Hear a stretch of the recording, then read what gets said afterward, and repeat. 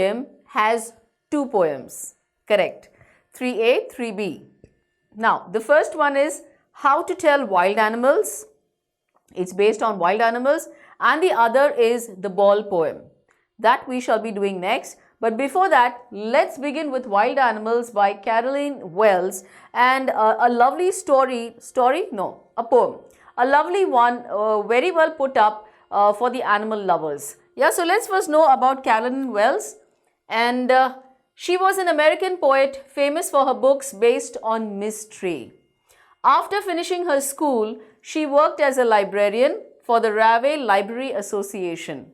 Her first book was published in 1896.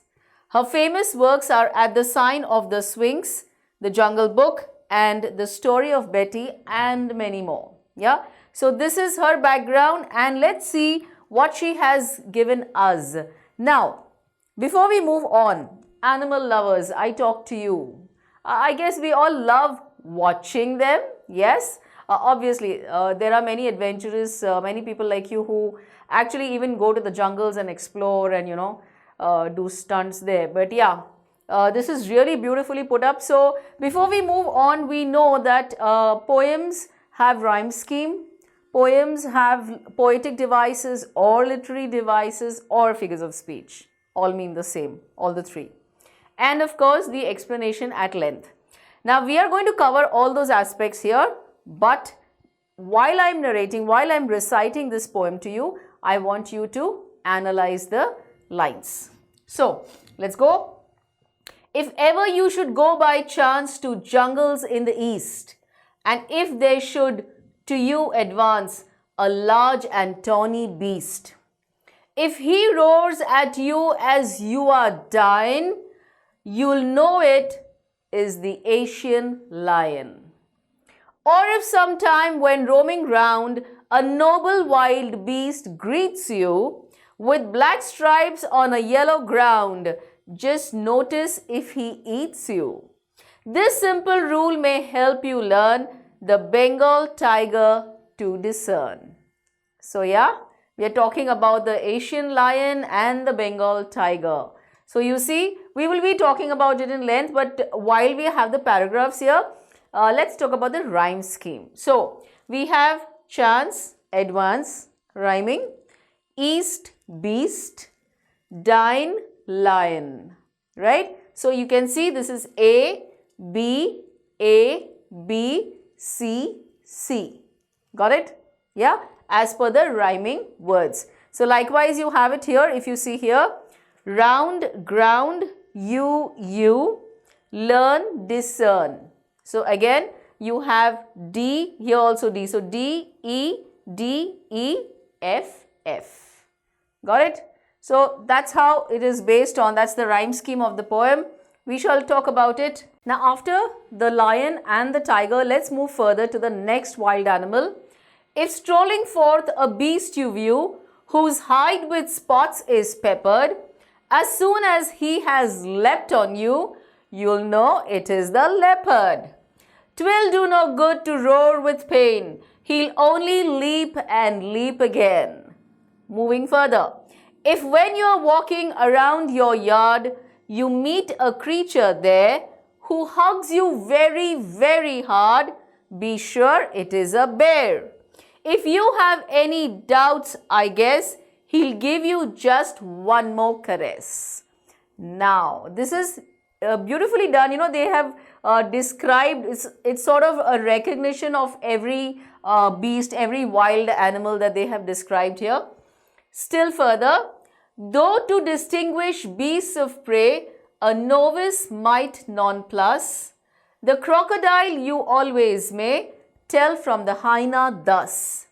Hyenas come with merry smiles, but if they weep, they are crocodiles. The true chameleon is small, a lizard sort of thing. He hasn't any ears at all and not a single wing.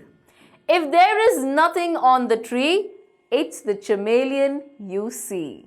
So, it's with a lot of humor, the way she has put it on a very light note, the way she has described every animal, good to really read and understand it. So, that's your theme. how to tell wild animals. How do you know which animal is which? Yeah. So it is a beautiful poem by Carolyn Wells about the strange habits and behaviors of some wild animals. The poet says that the Asian lion is a large tawny beast with a fearful roar. A tiger has black stripes on his yellow skin and is always ready to eat his victim. A leopard has black spots on his skin. He leaps on his prey and eats it up. A bear can come to human colonies. He hugs up against a person and can put to death. The way he'll, strangle you like this, the way he'll hug you, you're gone. A crocodile always sheds tears while eating its victim. Are you aware? So when it is eating its victim, it actually sheds tears. A hyena always looks smiling. A chameleon always changes its color according to its surrounding. So, quite a few facts we are all aware of. But yeah, there were some who would, when you really read some more, you get to know some more. Now, talking of the poetic devices that have been used in this poem, first to begin with the rhyme scheme, we already discussed earlier, it's A, B, A, B, C, C. That was a very clear-cut thing we already analyzed. Now, alliteration. Alliteration, as discussed in the earlier poems, it is the repetition. Come on now, before I say it, quickly think it in your mind. Yes, it is the repetition of the first letter of the word. Yes, and which is usually a consonant. Allusion is referring to a famous place, thing or animal. When you refer to some famous thing or animal, it is called allusion. Assonance, quickly, repetition of vowels, the vowel sound. It's the vowel sound, and consonance is the consonant sound. Remember it like that. The consonant sound is consonance, the vowel sound is assonance. Then enjambment, we know, are the running lines. They come to the next line. Yes, it is a continuation to the next line. So that's enjambment with no pause, no punctuation mark. Then imagery are the author's words which create a vivid mental picture or physical sensation. Now that is something that comes to your mind. That picture, while you're reading it, automatically you start imagining it. That's imagery. You're using your senses. Inversion is the structure of a sentence is changed to create the rhyme. Quite often in poems you'll see it's not a proper sentence. So sometimes there is inversion of words. So the structure of the sentence is made in such a manner so that the last word is a rhyme to the previous word, the word in the previous line. Then you have poetic license. Poet changes the spellings in order to create rhyme. You saw dine, lion. So dine, D-Y-I-N. If you would have put the G, it would become dying. And then it would not rhyme with lion. So dian and lion. So there, because of that, that is a poetic license. There you change the spelling for the same. And repetition is what? Repetition of the same word in the same line. Yes, 2 or more times. Clear? Come on, I'm sure you have excelled in your figures of speech by now. So now we will just read the poem quickly, and wherever there are difficult words, you have the meanings right here. You can refer to them. They shall also be there in your notes, so don't you worry. If ever you should go by chance to jungles in the east, and if there should to you advance a large and tawny beast. What is tawny? It's an orange brown or a yellowish brown color. So when you're talking, you can already imagine a lion. So that color is a tawny beast. And if he roars at you as you are dying. Can you see this poetic license? I-N, the G is missing. Why? Because they wanted to rhyme it with the lion. You'll know it is the Asian lion. Now this is the way you recognize the Asian lion. Or if sometime when roaming round, a noble wild beast greets you with black stripes on a yellow ground. Ground means what here? Background. So you know what's when you see a Bengal tiger. Just notice if he eats you. This simple rule may help you learn the Bengal tiger to discern. Discern means to identify, to make out. When you see these things, you can actually understand that that's a Bengal tiger. Yeah.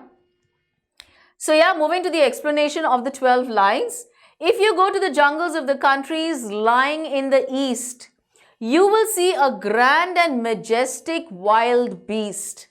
If in those thick forests you see a large and terrible animal with dark yellowish skin, you should be sure that he is the Asiatic lion. And if he roars loudly and the roar terrifies you to death, then you are hearing the roar of an Asiatic lion. Now this is how you recognize, you identify, you make out that that wild animal is an Asiatic lion. So I'm sure you will have questions based as per the animal, or they might ask you to write for any two animals, or they might just give you the paragraph and ask you like a reference. So here you have your answer. Please read it twice and thrice. You will be very sorted once you're there, and then you can frame your answer. Moving further, if you are roaming around in the forest and you see a noble beast, you must understand that you are face to face with the Bengal tiger. This noble beast has black stripes over his yellowish hide as in the yellowish skin. He is so quick that the moment you notice him, he will eat you at once. You won't even have the time to even think what's happening or run or what to do, and you're gone. This is the simple rule of distinguishing the Bengal tiger. Yes, so we've spoken about the Asiatic lion. We've done with the Bengal tiger. Now first let's talk about the poetic devices of the 12 lines. First we're going 1 to 6. Assonance, quickly. Now before, as I say the word, you have to say your definition. Vowel sound, yes. So you should go O, O, O, correct? Enjambment, clue word, running lines, continuous lines. If ever you should go by chance to jungles in the east, it is a continuous line. It has been broken into two. There's no pause, there's no punctuation. So it is enjambment. Inversion, come on, inversion is, by the word itself tells you the structure of the sentence. And if there should, see, and if there should to you advance. Now actually if you look at the structure of the sentence, it's not correct. But because it is a poem, you can just do anything. Yeah. So he has used an inversion. Right? The structure of the sentence has been framed so that the chance and advance, the rhyming comes. Enjambment again, come on, running lines. And if there should to you advance a large and tawny beast. Right? Imagery. Now imagery, here you are describing the beast. So you are imagining it. You are using your senses to imagine a large and tawny beast. There's a color to it. So you are visualizing that color. You are imagining it. So it's imagery. Enjambment again, running lines. And if he roars at you as you are dying, you'll know it is the Asian lion. Right? So you're getting the rhyming there. And of course, it is a continuous sentence. No pause, no punctuation. And so it is enjambment. And allusion. Allusion is what? Come on, tell me. You'll know it is the Asian lion. Allusion, what is it? When it refers to some famous place, animal or thing or a person. So here Asian lion, you're talking of a famous animal here. So it is allusion. Moving to the next set of lines, alliteration. Here you have roaming round, r, repetition of a consonant, first letter of the word.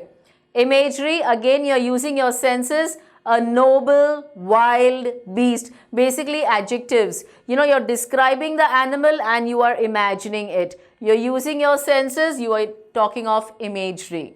Consonants, come on, yes, repetition of the consonant sound. So you see here it is simple, rule, help and learn. So here you see all of them, they have that LE, the repetition of that. So in all four of them it is, this sentence is consonants based. Enjambment, again you're running lines. This simple rule may help you learn the Bengal tiger to discern. So it's a continuous running line, no pause, no punctuation. Come on, I know now you must be imitating me. Doing the same what I'm doing. So yes, do it. in this matter, no problem. Allusion again, famous, yes. So we are talking of the Bengal tiger, famous animal, right? So allusion. And inversion, structure of a sentence. The Bengal tiger to discern. I mean, you want to distinguish. But they have framed the sentence in such a manner that there is an inversion in the structure. So it is inversion. Got it? So we are clear with the first 12 lines. We got the hard words. We did the explanation of every line, every para. Then we also got the figures of speech. Likewise, we will do the rest. So yeah, let's move on to lines 13 to 24. If strolling forth a beast you see, whose hide with spots is peppered. Hey, come on, while we are reading, we can imagine the animal, no? Of course we can. Now, hide, we said animal skin, and peppered is not black pepper, but here it is covered with spots. So it has those black spots. So they're talking of pepper. See, so nicely it has been put. Don't just read it, for the heck of it. Understand, even you can use these words while you are talking. As soon as he has leapt on you, you'll know it is the leopard. 'Twill do no good to roar with pain. He'll only leap and leap again. If when you are walking round your yard, you meet a creature there who hugs you very, very hard, be sure it is a bear. If you have any doubts, I guess he'll give you just one more caress. Caress is what? A gentle, loving touch. So that's about the bear, and here we are talking about what? The leopard. Now, talking of these 12 lines, let's move to their explanation first. If you are walking leisurely in the forest and you view a beast, you come across a beast, it might be a leopard. His hide, his skin is covered with dark spots, peppered. The moment he sees his prey is what? The animal, the person or whatever he's going to attack and eat. He pounces upon it. He just goes there. His attack is sudden. He does not wait, chase. He'll just pounce. There is no escape from him even if you cry with pain. No escape. It's the end of the story. He will continue jumping at you and start eating you before you understand that he is a leopard. Oh my God. So it's really scary. I hope none of this ever happens to anyone on earth. But yeah, that's the sign of a leopard. This is how you distinguish a leopard from the other animals. Talking about the bear, if you are walking around your yard, you may meet a creature there. The moment he sees you, he hugs you very hard. If he does it so, you must be sure that you are hugged by a bear. If you have any doubt in your mind, then he will just give you another tight hug. This hug may seem friendly, but it can be fatal. Fatal as in it will cause death. Because they hug so tight. Now they have no idea. So they're so strong. They hug you so tight that you're totally squeezed. You're squeezed to death. Yeah. So these are your, the characteristics for the leopard and the bear. Moving to your poetic devices. Should I just look at it and wait for you to read? You want to do that? Quickly before I move on? Yes? Okay, move it. Inversion, come on, structure of a sentence. I'm giving you keywords for every figure of speech. Keep it in your mind. If strolling forth a beast you view. Now, this is not correctly framed. But then when it's in a poem, it's valid. So it is an inversion. Imagery, adjectives, whose hide with spots is peppered. You're imagining the hide, the skin is there with black dark spots. Inversion again, structure, whose hide with spots is peppered. It's not correct, but again, it's a valid sentence because it's a poem. Assonance, as soon as he has leapt on you. Come on. Vowel sound, correct. has, as. Poetic license, as soon as he has leapt on you. Now you must be thinking this is a mistake here. No, it's not a mistake by us. It is a spelling mistake to get you right, to get you the correct, the rhyming part. So leapt generally is spelt with L-E-A-P-T, correct? But here it is intentionally done. So yes, we are not at fault. And then moving further, repetition, he'll only leap and leap again. Yeah, so the same word has been repeated in the same line, and so it is a repetition. And the next lines, enjambment, yes, running lines, good, I can hear it. If when you're walking round your yard, you meet a creature there. Running lines, no pause, no punctuation, good. Alliteration, her, it is the repetition of a consonant, and which is that the first letter. Only the first letter we are talking about in alliteration. Please don't confuse yourselves. Repetition, very, it is the repetition of the word. See, please understand, alliteration is her. It is a repetition of what? Of the first letter. And here what is this? It is repetition. The same word is being repeated twice. Alliteration, be, bear, got it? Enjambment, if you have any doubts, I guess he'll give you just one more caress. So yes, again, it is a running line, right? And it is no pause, no punctuation. Got it? Yes. So these are your figures of speech for this set of lines. Moving further to the last set of lines. Though to distinguish beasts of prey, a novice might nonplus. What is a novice? Someone new to a job. And nonplus, usually it is only in the passive. It is puzzled, confused, surprised sort of thing. Yeah. So, though to distinguish beasts of prey, a novice might nonplus. He must be really puzzled or probably confused. The crocodile you always may tell from the hyena thus. Hyenas come with merry smiles. These hyenas actually smile. But if they weep, they are crocodiles. So like we discussed before, that crocodiles, you know, they weep. They literally, you can see tears falling from their eyes when they are eating their victim. The true chameleon is small, a lizard sort of thing. He hasn't any ears at all and not a single wing.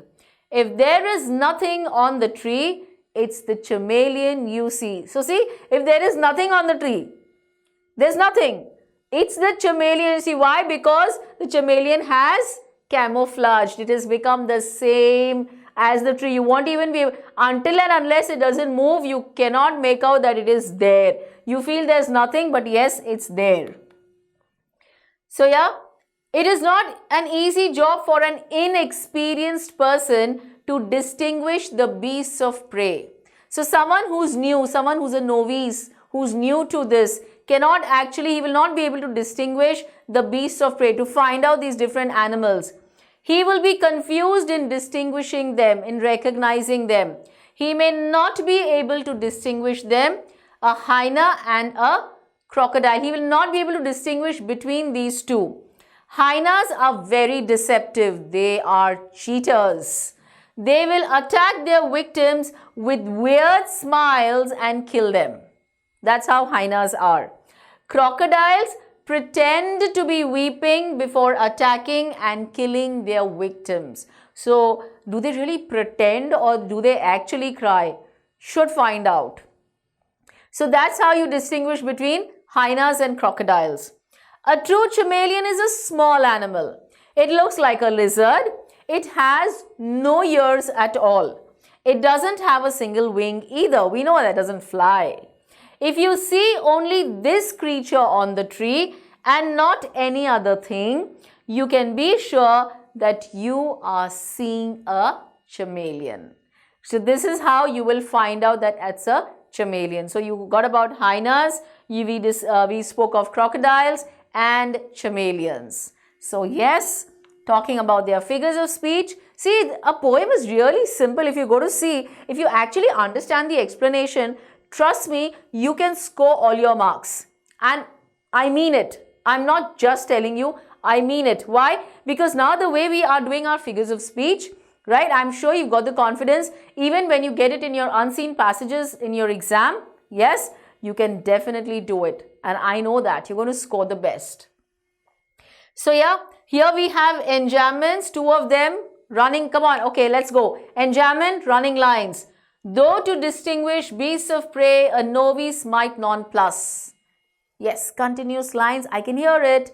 Continuous lines, no pause, no punctuation. Next, the crocodile you always may tell from the hyena thus. Again, continuous running lines, no pause, no punctuation. Good job. Alliteration, repetition of the consonant, the first letter. Alliteration, A is the first letter. So here, first letter of, it's a consonant. T, T, T. Tell the thus, right? It's the repetition of a consonant, the first letter of the word. Imagery. Yes, adjectives. A lizard sort of thing. You're imagining it. You're using your senses, so it's an imagery. Alliteration. You tell me. Yes, H, H. He hasn't. Correct? And consonants. Repetition of a consonant sound. So single wing, in, sing wing, you know, in, right? So you see, I think rather it's ing, it's the whole thing if you take it, or ng. So yeah, the whole thing, ing. So it is consonants, right? Wow, that was well done. And so we've got to know about all our, not all, most of them, beasts of prey, how to recognize them. And you know, the poet had put it so beautifully with a dash of humor in it. So it was good to, it was interesting to go through it, wasn't it? So yeah, let's conclude this wonderful poem. Why is there a show called When Animals Attack? Why is there? It should be called When Stupid People Go Near Dangerous Animals. This is some unknown person has actually given you this, that why do stupid people actually go near dangerous animals? So, you know, that's the reason you have this show called When Animals Attack. So, it's for us to use our common sense where we are supposed to do what when we are around, you know, in such places, how safe we have to play and how careful we have to be, right? So, it was good to know about all these animals. I'm sure even you have discovered. If you still want to discover something more, go hunt, go explore. I'm not talking of the jungles. Google Baba. Look for some more information on them. It's really interesting to know. Yes, it's just like it is interesting to watch more and more videos. So, keep watching and keep learning.